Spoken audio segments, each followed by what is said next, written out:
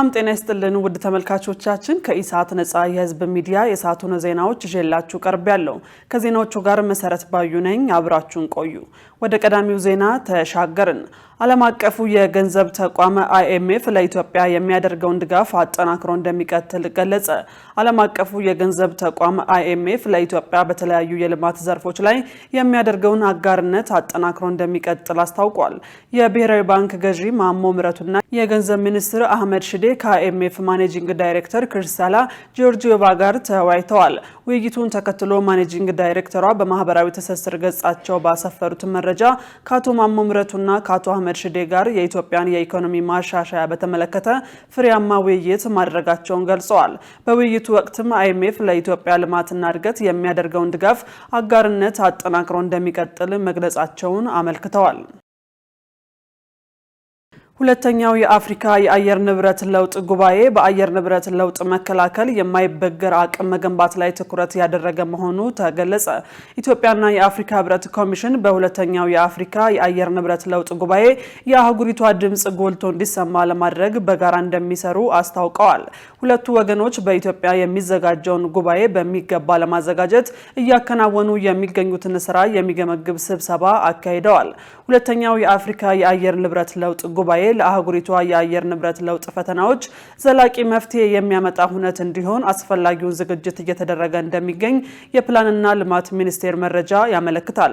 የኢትዮጵያ መንግስትና የአፍሪካ ህብረት ኮሚሽን በጉባኤው ትርጉም ያለው ውጤትና ለውጥ የሚፈጥር ውይይት እንዲካሄድ በጋራ እየሰሩ ይገኛሉ። ጉባኤው በአየር ንብረት ለውጥ መከላከል የማይበገር አቅም መገንባትና ዘላቂ ልማት የማረጋገጥ ስትራቴጂ መቅረጽ የሚያስችል መድረክ መፍጠር ላይ ትኩረት ማድረጉ ተገልጿል። ሁለተኛው የአፍሪካ የአየር ንብረት ለውጥ ጉባኤ በመስከረም ወር 2018 ዓ.ም በአዲስ አበባ ይካሄዳል። በጅቡቲ ህጋዊ የመኖሪያ ሰነድ የሌላቸው ኢትዮጵያውያንና የሌሎች ሀገር ዜጎች ወደ ሀገራቸው የመመለሻ ጊዜ አለመራዘሙን በጅቡቲ የኢትዮጵያ ኤምባሲ አስታወቀ። ከጅቡቲ የሀገር ውስጥ ጉዳይ ሚኒስቴር የዛሬ ዓመት የተሰጠን መግለጫ እንደ አዲስ በማስመሰል የሚሰራጨው መረጃ ሐሰተኛ መሆኑን ኤምባሲው ገልጿል። የጅቡቲ መንግስት ህጋዊ የመኖሪያ ሰነድ የሌላቸው የውጭ ሀገር ዜጎች ከፈረንጆቹ ሚያዝያ 3 እስከ ግንቦት 2 ቀን 2025 ባለው ጊዜ ውስጥ በፈቃደኝነት ወደ ሀገራቸው እንዲመለሱ ማሳወቁ ይታወቃል። ይህንን የማይተገብሩት በፖሊስ ኃይል ወደ መጡበት ሀገር እንዲመለሱ እንደሚደረግ መግለጹ አይዘነጋም። ከዚህ ጋር በተያያዘ ኤምባሲው ከጅቡቲ ሀገር ውስጥ ጉዳይ ሚኒስቴር ኃላፊዎች ጋር የመከረ ሲሆን በዚህም በጅቡቲ ህጋዊ የመኖሪያ ፍቃድ የሌላቸው ኢትዮጵያውያን ብዛት ስላላቸው እንዲሁም ትምህርት በመከታተል ላይ ያሉ ዜጎች ትምህርታቸውን እንዳያቋርጡ መደረግ እንዳለበት መነሳቱን ጠቅሷል። ነጋዴዎች እቃቸውን አጣርተው መሸጥ ስላለባቸውና በተለያዩ ስራዎች ተቀጥረው ለሚሰሩ ዜጎቻቸው ያልተከፈሉ ክፍያዎች እንዲከፈላቸውና ሌሎች ጉዳዮችን በማንሳት ኢትዮጵያውያን ወደ ሀገራቸው የመመለሻ ቀን ቢያንስ በ3 ወራት እንዲራዘም ጥያቄ ቀርቧል። የጅቡቲ የሀገር ውስጥ ጉዳይ ሚኒስቴር አመራሮች በበኩላቸው በሀገሪቱ ውስጥ የሚኖሩ የውጭ ሀገር ዜጎች ከላይ በተጠቀሰው ጊዜ ለማስወጣት የተያዘው እቅድ እንደማይሻሻል አስታውቀዋል። ይሁን እንጂ በኢትዮጵያውያን ባለቤትነት የተያዙ የንግድ ድርጅቶች በጅቡቲ መኖር የሚያስችላቸውን ህጋዊነታቸውን እስኪያረጋግጡ ድረስ ንብረታቸውን በአደራ ሰጥተው ሊሄዱ እንደሚችሉ አመልክቷል። በአሰሪዎች በኩል ለሰራተኞች ሳይከፈል የተጠራቀመን ክፍያዎች ከወዲሁ ከፍለው እንዲያጠናቅቁ ሚኒስቴሩ አሳስቧል። በፍርድ ቤት የተያዙ ኢትዮጵያውያን ጉዳዮችን በሚስዮኑ በኩል በሚቀርቡ ማስረጃዎች ላይ በመመስረት በፍጥነት ታይተው መፍትሄ እንዲያገኙ እንደሚደረግ በጅቡቲ የኢትዮጵያ ኤምባሲ አስታውቋል። ዝናብ ሰጪ የሜትሮሎጂ ገጽታዎች የበልግ ዝናብ ተጠቃሚ በሆኑ የሀገሪቱ አካባቢዎች ቀጣይነት እንደሚኖረው ተገለጸ። በሚቀጥሉት 10 ቀናት ዝናብ ሰጪ የሜትሮሎጂ ገጽታዎች በአብዛኛው የበልግ ዝናብ ተጠቃሚ በሆኑ አካባቢዎች ቀጣይነት እንደሚኖረው የኢትዮጵያ ሜትሮሎጂ ኢንስቲትዩት አስታውቋል። ኢንስቲትዩቱ ከሚያዝያ 13 ቀን እስከ 22 ቀን 2017 ዓ.ም የሚኖረውን የአየር ሁኔታ ትንበያ ይፋ ባደረገበት መረጃ በሚቀጥሉት 10 ቀናት ዝናብ ሰጪ የሜትሮሎጂ ገጽታዎች በአብዛኞቹ የበልግ ዝናብ ተጠቃሚ የሀገሪቱ አካባቢዎች ላይ ቀጣይነት የሚኖራቸው መሆኑን አስታውቋል።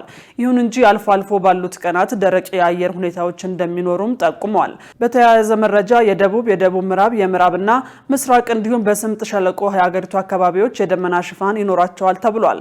በመሆኑም የበልግ አብቃይ አካባቢዎች በርካታ ቦታዎችን የሚሸፍን ቀላል መጠን ያለው ዝናብ ያገኛሉ መባሉን ከኢንስቲትዩቱ ያገኘነው መረጃ ያመለክታል። የክልሉን የህዝብ ጥያቄዎች ለመመለስ አመራሩ የተሰጠውን ተልዕኮ በአግባቡ መወጣት እንዳለበት የኦሮሚያ ክልል ፕሬዝዳንት አቶ ሽመልስ አብዲሳ አሳሰቡ። የኦሮሚያ ክልል የ9 ወራት የመንግስትና የፓርቲ የስራ ዕቅድ አፈጻጸም ግምገማ በአዳማ ከተማ በመካሄድ ላይ ይገኛል። የኦሮሚያ ክልል ፕሬዝዳንት አቶ ሽመልስ አብዲሳ በዚህ ወቅት እንደገለጹት የመድረኩ ዓላማ ያለፉት 9 ወራት አፈጻጸም ውስጥ የተሳኩ ስራዎችና የታዩ ክፍተቶችን በአግባቡ በመፈተሽ ለቀጣይ የጋራ አቅጣጫ ማስቀመጥ ነው ብለዋል። አራተኛው ሩብ ዓመት የበጀት ዓመቱን የልማት ስራዎች የምናጠናቅቅበት ነው ያሉት ፕሬዝዳንቱ ከስራ አፈጻጸም ግምገማ በተጓዳኝ የ2018 በጀት ዓመት የልማት እቅድ ዝግጅት ያለበትን ሁኔታ በአግባቡ በመፈተሽ ልናሳካ ያሰብነውን ግብ ያማከለ መሆኑን የሚፈተሽበት መድረክ እንደሆነ መግለጻቸውን ኢዜአ ዘግቧል። በሐረሪ ክልል 33 የካፒታል ፕሮጀክቶች ተጠናቀው አገልግሎት እየሰጡ ነው ተባለ።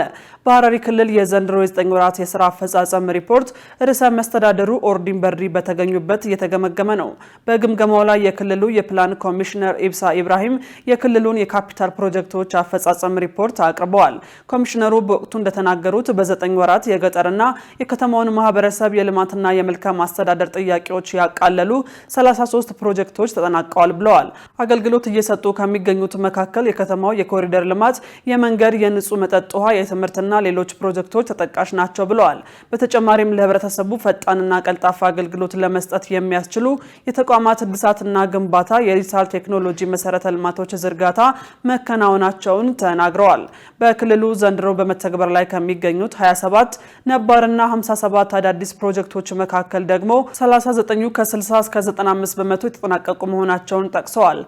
የበጀት ዓመቱ ወራት እነዚህን በተቀናጀ መንገድ የማጠናቀቅ የህዝብን የልማትና የመልካም አስተዳደር ጥያቄዎች በላቀ ደረጃ ለመመለስ መረባረብ ይገባል ብለዋል። ውድ ተመልካቾቻችን በመከታተል ላይ የምትገኙት ከኢሳት ነጻ የህዝብ ሚዲያ የሰዓቱን ዜናዎች ነው። አሁን ደግሞ ወደ ውጭ ዜናዎች ተሻገርን። በጋዛ ያለው ቀውስ ተባብሶ መቀጠሉንና የሟቾች ቁጥር መጨመሩ ተገለጸ። በጋዛ የሚገኘው የጤና ሚኒስቴር እንዳስታወቀው ከ2023 ጀምሮ 117000 ፍልስጤማውያን በጦርነቱ ምክንያት መቁሰላቸው ሲገለጽ የሟቾች ቁጥር ከ57000 ተሻግሯል። ባለፉት 24 ሰዓታት እስራኤል በጋዛ ባደረሰችው የአየር ጥቃት 39 ፍልስጤማውያን ህይወታቸው ያለፈ ሲሆን የቆሰሉትን ወደ ሆስፒታል ማድረስና ሕክምና መስጠትም ፈታኝ መሆኑን ነው ሚኒስቴሩ ያስታወቀው። የእስራኤል ጦር በጋዛ ሰርጥ በመስፈሩ በየጊዜው ጥቃቶች መድረሳቸውን ቀጥሏል ተብሏል።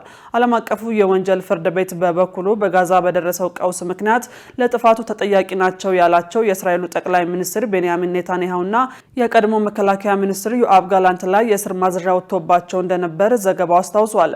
በተባበሩት መንግስታት ድርጅት የእርዳታ ሰራተኞች ኤጀንሲ በበኩሉ በጋዛ የተኩስ አቁም እንዲደረግ መጠየቁን አልጀዚራ ዘግቧል። ይህ በእንዲህ እንዳለ በሐማስና በእስራኤል መካከል አዲስ የተኩስ አቁም ድርድር ሊደረግ መሆኑ ተነገረ። በሐማስና በእስራኤል መካከል አዲስ የተኩስ አቁም ድርድር ሊደረግ መሆኑን ምንጮች ለቢቢሲ ገልጸዋል። ለጉዳዩ ቅርብ የሆኑ ፍልስጤማውያን ባለስልጣናት እንዳሉት የኳታርና የግብጽ አደራዳሪዎች አዲስ የተኩስ አቁም ድርድር እያረቀቁ ነው ብለዋል። የተኩስ አቁሙ ከ5 እስከ 7 ዓመታት የሚዘልቅ እንደሚሆንም ምንጩ ገልጿል።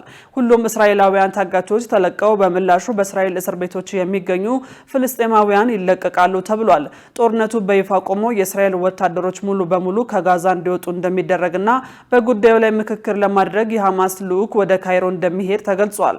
ከዚህ ቀደም የተደረሰው የተኩስ አቁም ስምምነት ከ1 ወር በፊት መፍረሱ የሚታወስ ሲሆን ስምምነቱ ለመፍረሱ ሁለቱ ወገኖች አንዳቸው ሌላቸውን ሲከሱ እስራኤል ጋዛ ላይ ጥቃት መፈጸም ቀጥላለች። ነገር ግን አዲስ ድርድር ሊደረግ ስለመሆኑ እስካሁን ከእስራኤል በኩል የተባለ ነገር የለም። የሐማስ የፖለቲካ ክንፍ ኃላፊ መሐመድ ዳሪውሽና ዋና ተደራዳሪው ካሊል አልሃያ በካይሮ ለድርድር እንደሚገኙ ተጠቁሟል። ውድ ተመልካቾቻችን ከኢሳት ነጻ የህዝብ ሚዲያ ለሰዓቱ ያዝናቸው ዜናዎች በዚሁ ተጠናቀዋል። ከዜናዎቹ ጋር መሰረት ባዩ አብሬያችሁ ቆየው። ጥሩ ጊዜ ከኢሳት ጋር ሰላም።